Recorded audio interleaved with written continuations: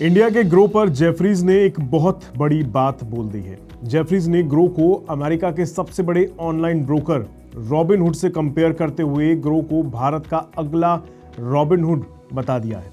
इस खबर के बाहर आते ही ग्रो के शेयर मानो फट पड़े हैं। तो क्या वाकई ग्रो इंडिया का अगला रॉबिनहुड बनने वाला है?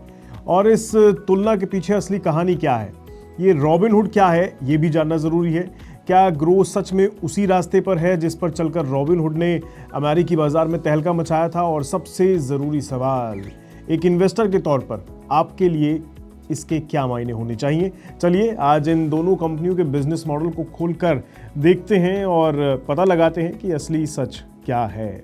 बस आपको मेरे साथ अंत तक बने रहना है। मेरा नाम है रोहित कौशिक और आप देख रहे हैं मनी9। ग्रो ने इंडिया के ब्रोकिंग मार्केट में जो किया है वो सचमुच वैसे क्रांति है। कुछ ही सालों में इसने ज़ीरोधा जैसे दिग्गज को पछाड़कर एक्टिव क्लाइंट्स के मामले में भारत के सबसे बड़े स्टॉक ब्रोकर का ताज अपने नाम कर लिया है। और अब ग्लोबल ब्रोकरेज फर्म जेफरीज ने एक रिपोर्ट जारी की है जिसमें ग्रो को भारत का रॉबिनहुड कह दिया गया है। इस खबर के बाहर आते ही ग्रो की पेरेंट कंपनी के शेयर में करीब 11 से 13% तक की बड़ी तेजी देखी गई, बड़ा उछाल देखा गया। तो सवाल यह है कि आखिर ये रॉबिनहुड है कौन और ये तुलना इतनी बड़ी बात क्यों है? देखिए, रॉबिनहुड एक ब्रोकिंग फर्म है जैसा कि मैं आपको बता रहा था, लेकिन ये अमेरिका की वो कंपनी है जिसने कमीशन फ्री ट्रेडिंग का कॉन्सेप्ट पॉपुलर किया है अमेरिका में और लाखों नौजवानों को शेयर मार्केट में खींच लाई है ये कंपनी अपने इस कदम से। ये तुलना इशारा करती है कि जेफरीज को ग्रो में भी वैसी ही तूफानी ग्रोथ की क्षमता दिखाई दे रही है। लेकिन जरा रुकिए, पहली नजर में रॉबिनहुड का मॉडल बड़ा शानदार लगता है। जीरो कमीशन पर ट्रेडिंग, सोच तो आप भी रहे होंगे ये कैसे पॉसिबल है, क्योंकि अगर वो कमीशन ही नहीं ले रहा तो फिर कंपनी चल कैसे रही है, कमाई कहां से हो रही है? यहीं पर कहानी में एक ट्विस्ट आता है जिसका नाम है पेमेंट फॉर ऑर्डर फ्लो। चलिए आसान भाषा में समझाता हूं कि आखिर इस 4 वर्ड का मतलब क्या है। जब आप रॉबिनहुड पर कोई स्टॉक खरीदते हैं तो आपका ऑर्डर सीधे स्टॉक एक्सचेंज पर नहीं जाता। रॉबिनहुड उस ऑर्डर को बड़ी बड़ी ट्रेडिंग फर्म्स यानी मार्केट मेकर्स को बेच देता है। ये फर्म आपके जैसे लाखों ऑर्डर्स को एक साथ पूरा करती है और इसके बदले में रॉबिनहुड को एक फीस दी जाती है। यही है PFOF यानी पेमेंट फॉर ऑर्डर फ्लो। और रॉबिनहुड के रेवेन्यू का एक बड़ा और बहुत बड़ा पार्ट हिस्सा यही है और यहीं से इनकी कमाई होती है।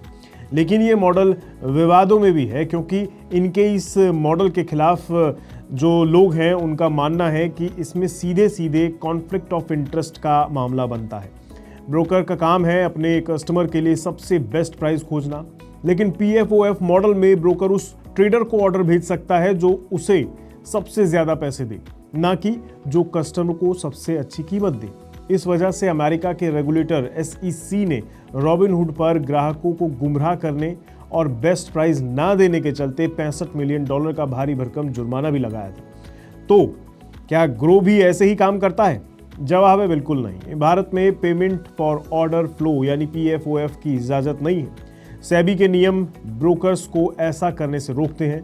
ग्रो का रेवेन्यू मॉडल काफ़ी सीधा और ट्रांसपेरेंट है। अगर ग्रो की कमाई के तरीकों पर नज़र डालें तो इनमें पहला जरिया है ब्रोकरेज फीस। जब आप इंट्राडे ट्रेडिंग या खासकर फ्यूचर एंड ऑप्शन यानी FNO में ट्रेड करते हैं तो ग्रो हर ऑर्डर पर एक छोटी फिक्स्ड ब्रोकरेज फीस चार्ज करता है। दूसरा जरिया है इंटरेस्ट इनकम, मतलब आपके ग्रो अकाउंट में रखे गए बिना निवेश वाले कैश और मार्जिन ट्रेडिंग जैसी सुविधाओं पर ग्रो ब्याज कमाता है। इसके अलावा ग्रो अब लोन और वेल्थ मैनेजमेंट जैसी दूसरी फाइनेंशियल सर्विसेज से भी उतर चुका है उनमें भी, और उसके जरिए भी कमाई कर रहा है। तो ये भी एक इनका कमाई का जरिया बन चुका है। एक खास बात ये भी है कि ग्रो ने डायरेक्ट म्यूचुअल फंड पर कोई कमीशन ना लेकर अपनी पहचान बनाई है, जिसने इसके जो शुरुआती टाइम थे उस टाइम पर इसको पॉपुलर बना दिया था।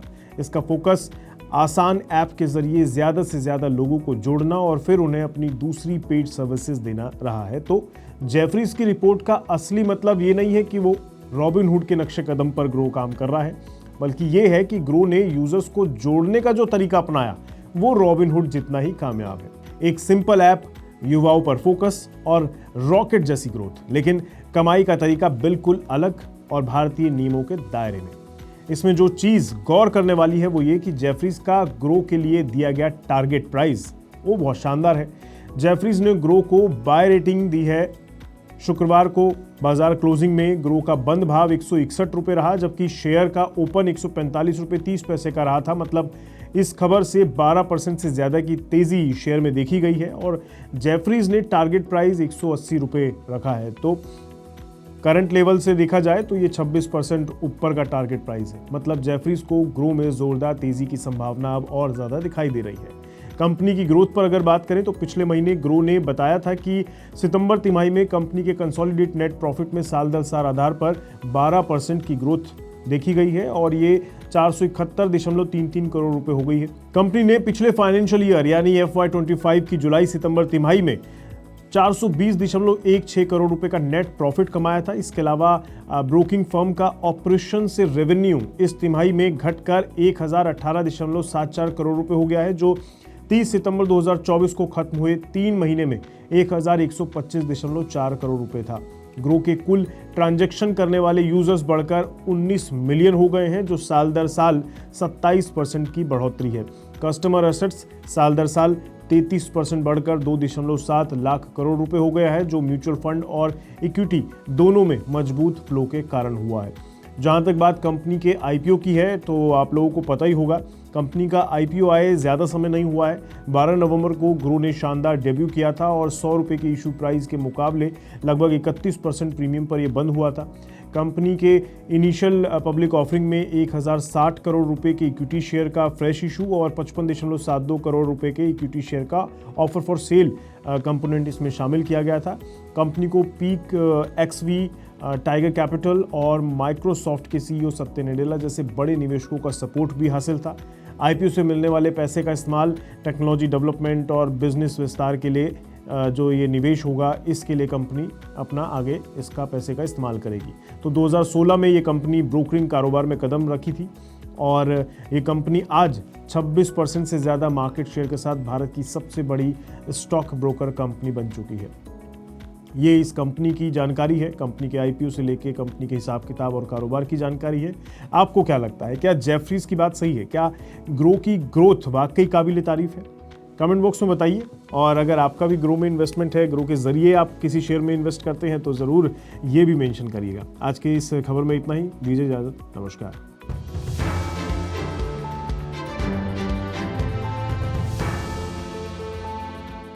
ग्लोबल संकेतों के दम पर कैसे खुलेंगे हमारे बाजार? क्या कह रही हैं खबरें और ब्रोकरेज रिपोर्ट्स? किन शेयरों में बनेगा पैसा? बाजार खुलने के बाद क्या खरीदें, किन शेयरों को करें पोर्टफोलियो से बाहर? कैसा रहा बाजार का दिन भर का कारोबार? कैसे तैयार करें कल के बाजार की स्ट्रैटेजी? इन सब सवालों के जवाब जानिए मेरे साथ ओपनिंग बज और क्लोजिंग बज में इन वक्त पर सिर्फ मनी 9।